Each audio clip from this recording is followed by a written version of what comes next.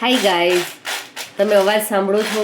કેટલા કુરકુરા અને એકદમ સરસ ક્રિસ્પી એવા આપણે મખાના બનાવ્યા છે. મખાનાની ચીકી બનાવી છે અને મખાના ખાવાને હાડકા માટે ખૂબ જ સારા છે. અને ગોળની સાથે મખાના તો એમના ગુણો છે કહીશ કે વધી જશે. અને સાથે સાથે એમાં આપણે ડ્રાયફ્રૂટ્સનો પણ ઉપયોગ કરીશું તો એમના પોષક તત્વો છે વધુ ને વધુ વધી જશે અને આપણે એમનો લાભ લઈ લઈએ શિયાળો છે ત્યાં.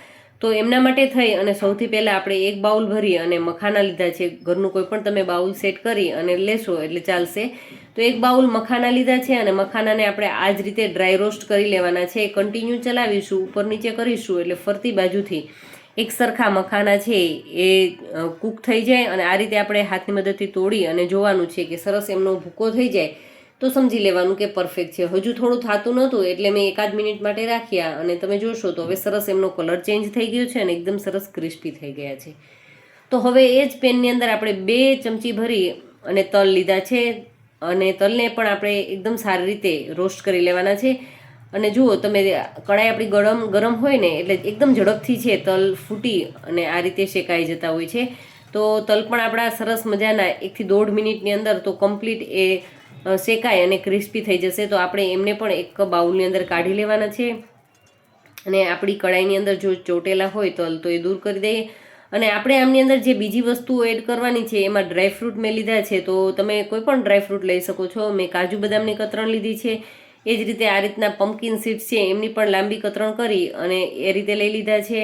અને હવે એમની અંદર આપણે કોપરું લીધું છે, સૂકું કોપરું. એમના પણ નાના નાના અને પાતળા પાતળા પીસીસ કરી અને લીધા છે. અને વધારાના તમારે કોઈ ડ્રાયફ્રૂટ એડ કરવા હોય તો ચોક્કસથી તમે એડ કરી શકો છો. અને હવે એક બાઉલ આપણા મખાના છે તો એમની સામે અડધું બાઉલ છે ગોળ એ પરફેક્ટ રહેશે. કારણ કે બીજું બધું આપણે ડ્રાયફ્રૂટને એડ કરીશું એટલે અડધું બાઉલ એ થઈ જશે. એટલે 1.5 બાઉલની સામે અડધું બાઉલ ગોળ છે એ પરફેક્ટ રહેશે. અને હવે એમની અંદર 2 ચમચી જેટલું પાણી એડ કરી અને આપણે આમનો પાયો તૈયાર કરવાનો છે.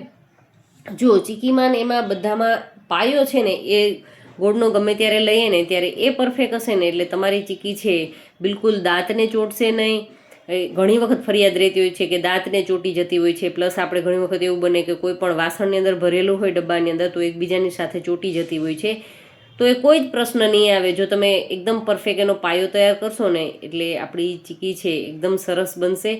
બિલકુલ બજારમાં જે મળે છે ને એ જ રીતે આપણી ચીકી પણ તૈયાર થશે. તો વચ્ચે વચ્ચે 1-2 વખત ચેક કરી લેવાનું. અને જો આ રીતે ચેક કરીએ, પાણીની અંદર લીધા થોડાક ડ્રોપ્સ ગોળના અને જોવાનું જો તળિયે ચોટી જાય છે બિલકુલ, જો અત્યારે એને પ્રેસ કરીને જોઈએ તો એ વળી જાય છે, એમના ટુકડા જેવા જોઈએ છે આપણે સરસ એવા ટુકડા થતા નથી. તો આપણે હજુ એમને એકાદ મિનિટ માટે લો ફ્લેમની ઉપર, ખાસ કે લાસ્ટમાં લો ફ્લેમ જ રાખવાની, જેથી કરીને શું થાય કે ગોળ છે વધારે આકરો ન થાય. અને જો વધારે એ થઈ જશે ને તો ટેસ્ટ છે એ કડવો આવશે. તો લો ફ્લેમની ઉપર અને વચ્ચે વચ્ચે ચેક કરી લેવાનું. તો 2-3 વખત આ રીતે આપણે ચેક કરી લઈએ. જો આ રીતે આપણે પાડીશું અને પાણીની અંદર થોડી વાર માટે એટલે લગભગ 10-12 સેકન્ડ માટે રહેવા દેશું એટલે એકદમ સરસ ઠંડુ થાય.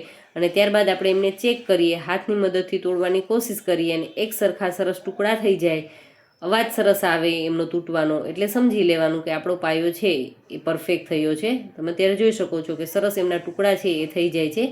મતલબ કે આપણો ગોળ છે ચીકી બનવા માટે એકદમ સરસ તૈયાર થઈ ગયો છે. તો આપણે આ બેઝ ઉપર ગેસની ફ્લેમને બંધ કરી દેવાની છે અને કન્ટિન્યુ આપણે એકાદ મિનિટ માટે ચલાવીશું. કારણ કે આપણું વાસણ ગરમ છે એટલે ગોળ દાજી ન જાય એમની ખાસ કાળજી રાખવાની છે.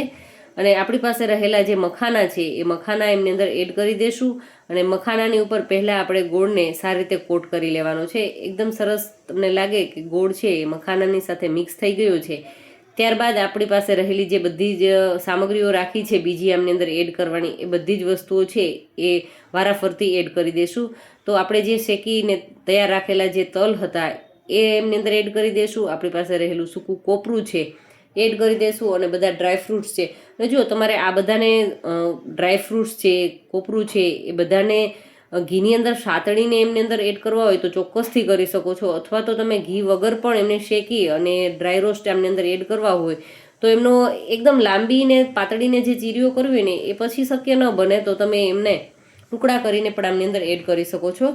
અને બસ હવે આપણે કોઈ પણ એક બટર પેપર લેશું અથવા તો ઘીથી ગ્રીસ કરી અને કોઈ પણ પ્લેટ લઈ લેવાની અને એમની અંદર આ રીતે થાય એટલા છૂટા છૂટા કરી દઈશું અને થોડીવાર માટે એમને ઠંડા થવા દેવાના છે. જો એમને આપણે એક છૂટા પાડવા છે મખાનાને તો થોડીક વાર એટલે લગભગ 2-3 મિનિટ માટે ટૂંકમાં હાથ આપણો સહન કરી શકે ગરમી ત્યાં સુધી એમ થઈ શકે કે ઠંડુ થઈ ગયું છે તો બસ પરફેક્ટ. અને આ રીતે આપણે એમના ટુકડા કરી લેશું. તો લગભગ 4-5 મિનિટના સમય બાદ મેં એમના આ રીતે ટુકડા કરી લીધા, એટલે શક્ય થાય કે એમના એક દાણો આપણે છૂટો કરવો છે તો સરસ કરી શકીએ અને મખાના છે એ તૂટશે પણ નહીં. અને જો સાવ ઠંડા થઈ જશે ને પછી આપણે એમના ટુકડા કરીશું તો ઘણી વખત એવું બને કે મખાના છે એ તૂટી જતા હોય છે.